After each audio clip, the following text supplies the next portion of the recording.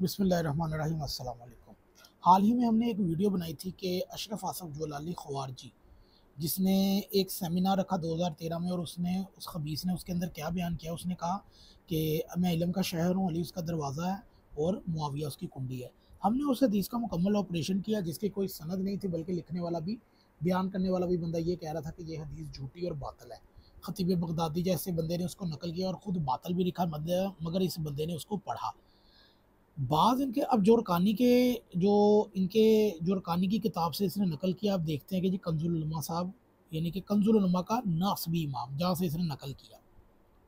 کنز العلماء کا طاہر فکر جہاں قرار پذیر ہو مقام جائے قرار نہیں دیتا۔ انہوں نے متعدد محدثین کی تحقیق کو پس پش ڈال کر جو شخص جورکانی کے قول پر اعتماد کیا وہ ناصبی یعنی کہ دشمن اہل بیت تھا۔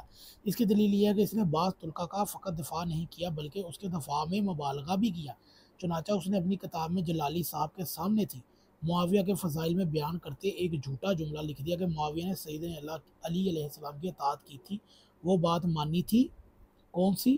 کہ لیکن جب سیدنا علی نے قاتلین کے بارے میں معاویہ کی بات نہ مانی تو پھر وہ قتال کے لیے تیار ہو گئے تھے۔ چنانچہ بس معاویہ طویل کے ساتھ قتال کے لیے نکلے اور جمہور صحابہ اور انگت تابعین نے ان کی بیعت کر لی، یہاں تک کہ عظیم جنگوں کے بعد معاملہ تحکیم پر آ ٹھہرا تو ان کے حق میں خلافت کا فیصلہ ہو گیا اور اسی دن ان کی خلافت پر اجماع ہو گیا۔ اچھا جی، اللہ لعنت کرے اشرف آصف جلالی جیسے خارجی ناسبیوں پر اور جن کتابوں سے یہ پڑھتے ہیں۔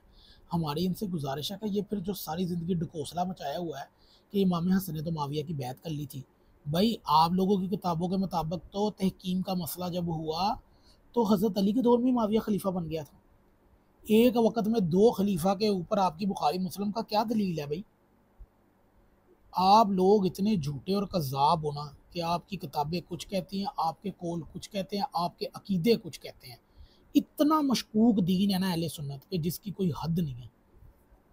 اس لعنت اللہ علی القاذمین، اس عبارت میں جورکانی کی کم عقل اور بدبخت نے 4 جھوٹ بولے۔ اس نے کہا معاویہ طویل پر جنگ کی اور یہ کہنا تھا کہ اس حدیث متواتر کے خلاف ہے جس میں ہے کہ ہمارے یاسر کو باغی گروہ قتل کرے گا، اس کا جنگ کرنا طویل پر ہوتا تو وہ باغی نہ ہوتے۔